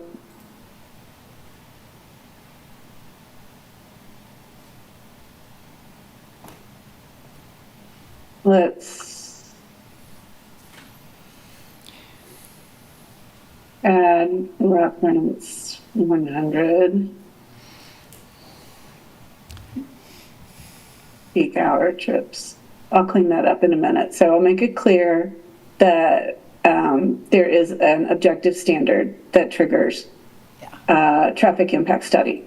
And then there are these 3 existing conditions where you're not going to need, so Becky and Jeff, on the modified site plan, modified final development plan,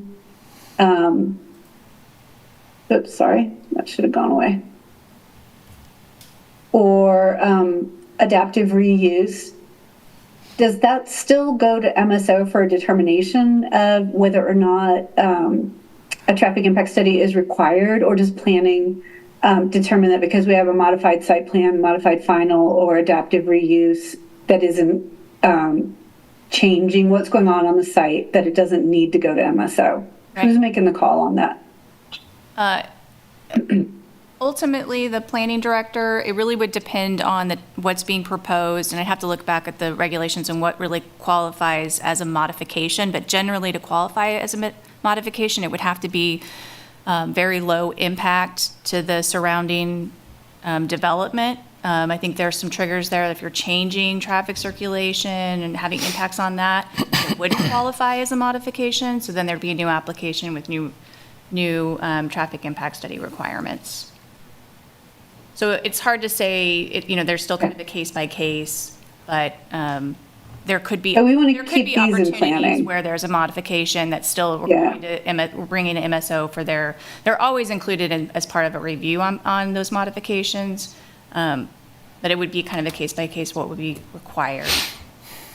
Okay, so then let me repeat back and make sure I understand what everyone's asking for here. So we're going to take that trigger and cross-reference it in from Chapter 161104 and say you have to do a traffic impact study analysis when your project is anticipated to create 100 peak hour trips, unless it's waived by the director. And so that's for these 3 situations. If it's waived by the MSO team for any reasons, that's in their standards in 1104. And so that's not a land development code issue. Have we caught everything? I have one more traffic impact study. It's a combination of looking at Section 3, additional analysis, and 4, the expense. Yep. Because it looks to me that the city could determine that it's appropriate to have a TIS, the applicant has to pay for it, and the access points are not defined, or the site plan is not required or available, because then that poor applicant could have an additional need to do another TIS when the access points are defined and the site plan is available. And that doesn't seem to me the way we want to go. I think one TIS would be sufficient, and I don't understand why you would do one if you don't know what the access points are and if there is no site plan. That's kind of where I was with that one, Commissioner Eldridge. I was reading this one just a little different than you. I thought, why is the applicant jumping the gun? Why don't they just get to the place where they have this information and only do one study? So are you saying that you can't do the study? Let's just stop you from shooting yourself in the foot and say you can't do the study until you know your access points and have a site plan.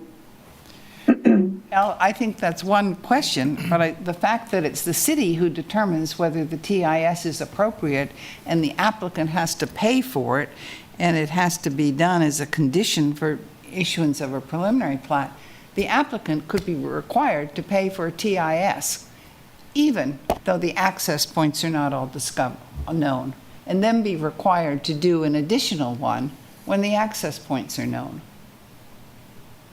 Okay, so that helps me with the question. So to go back to the vernacular, is this MSO out over their skis, or is the applicant out over their skis? Who's the one going too fast here so that we may end up with two traffic studies? Does anybody know the answer to that? I'd have to confer with MSO on that. I can't think of an example where this is, where I've seen this in place or where this has been necessary, but I'd need to check with them to get some more information on that. And I think when it says if the city determines, it ought to be defined who in this, is that a planning director? Is that an engineer? Is it park and recreation? It's MSO. Okay. Silly you. I could put park and recreation in there. You guys are going to get some really interesting applications. Yeah. No joke. Yeah. Okay. That's the end of these questions. Thank you. So we have about 8 minutes left. You guys, anybody online, Becky? Still nothing? No. Okay. I have one more, but I'll hold it for anybody else who hasn't talked. I have a generic one, so if you have something for today's thing, go Yes, ahead. today's thing. Go ahead. So I want to touch back on a point that Michael Allman brought up.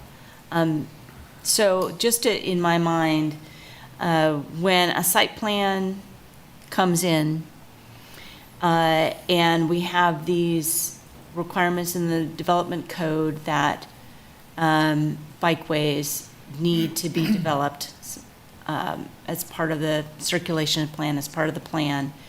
There's this general statement that you turn to the bike plan for developing that. So in my mind, I'm thinking a site plan comes in, working with planning department, you turn to the bike plan, and in the bike plan is this menu of all these types of different ways you can construct a bikeway. Mm-hmm. So a bikeway of some kind is required, but here's various options that we're going to work with you on. Mm-hmm. That's sort of how I'm reading this. Mm-hmm. So I just want to make sure that it's that the bike plan, I mean, there's details on different ways to construct various different bike paths and bikeways. But so that's required. It's just a matter of choosing what might work best for a site plan. Right, and that would be part of the MSO review and discussion. They'd be included in our pre-application and throughout the review process. They'd be working with the applicant to kind of determine what would be the preferred best infrastructure option. But that has the authority, I mean, we have the authority of requiring some facility. It would be based on You that have plan, visitors. right? Okay. right. Is there anything in that plan that says there shall be bike lanes on arterials and collectors? Or arterials and highways, I guess is what Michael. I'd have to go back and look at the language of that plan. I can't answer that for you right off the top of my head. Because if not, we have language in the land development code that says a bike lane shall be required on all collectors and arterials. Yeah, yep, that's right. It says in here. Yeah. It says it in here? Yeah, it does. I saw that, yeah. You did? Let me see if I can find it. Not dedicated, but I think there's some reference to striped or something like that. Shall meet the following standards. To be served by marked bikeways, Marked bikeways, yeah. Yeah. community bikeways. That's why I was pointing back to asking the question I did about where that policy was and how those two things were informed, so that if we go to that bike policy and that's where we put our energy and assure that then it finds its way into the code, and then it can, And then this it just can evolve describes as the kind. opposed to just being Okay. fixed by whatever this is. Well, thank you. Sure. All right, so we have 5 minutes, Elizabeth. Unless you have anything else you need, I have a generic question. You have? Nope, I'm sorry, scratching my head. Oh, no, sorry. So, At an auction, you just bought something. I know. so how responsive is this going to be to like market conditions, like all the changes that we're proposing, the changes in zoning and everything else? Like, if we find out 6 months from now or a year from now that, the minimum 4, maximum 6 in R2 has some limitations and property owners and developers want 3 units for whatever reason or something different, what is the remedy for that? Is there a remedy for that? Elizabeth? So, go ahead. I think the remedy for that, it's such a complex question, because we know from our work that, sometimes the development community will tell us the market wants something, and they're telling us the market wants the thing they've always built. Yeah. But if something different is built, it sells. It's just that thing wasn't available in the market. Sure. So I guess I want to see if I can clarify the question down. Are you asking if we've built in the minimum density requirements and 3 or 4 years from now, the residential real estate market cools down? And all of a sudden, nobody can sell townhomes or whatever it is that has been built. And so the question is, should there be a way to waive out of minimum density requirements? Or is the question more along the lines of, should there be a separate residential district in there that gives somebody an option to rezone, so they can pull out of a higher density district into a lower density district? And the code has multiple combinations, and Plan 2040 isn't as prescriptive in terms of what goes where as, other plans I've seen in other communities. So, in theory, if the market slows down and there's new development that needs to be had at, an R1 density, which is, up to 1 unit or up to 2 units, someone could rezone, right? So that would get them out of building the minimum density. I think, does this question circle around, are we concerned about that 4 to 6 unit density in R2? Is that a discussion that Planning Commission wants to have? Or, are we solving a problem that may not exist? It's hard to see the future. So we're going to have to kind of make our best guesses on the past and where we think we're going. And in that case, I defer to steering committee and planning commission to think about and talk about where Lawrence might be 5 or 10 years from now, and look at the zoning districts and see if we think we have the right lineup. Yeah. I don't know if anybody would add anything to that, if I captured the whole question. Yeah, I think you did. I mean, I think it's, like you said, it's complex in terms of, go ahead. Yeah, I was just going to say too that, as Elizabeth has said, this is a living document. Yeah. So there will be opportunities in the future if we need to go and make some adjustments. We can go through and do a text amendment and make those So corrections. it'd be a text amendment. That's, I guess, what I'm getting at is how would, so it's a text amendment Yeah. that we need to do, okay? Yeah. And a text amendment is like, we're talking 6 months to a year? It depends on what's being asked and how much analysis and public input is required for that. But Yeah. But the framework that we're operating on, it wasn't just, we didn't just like grab numbers out of the air.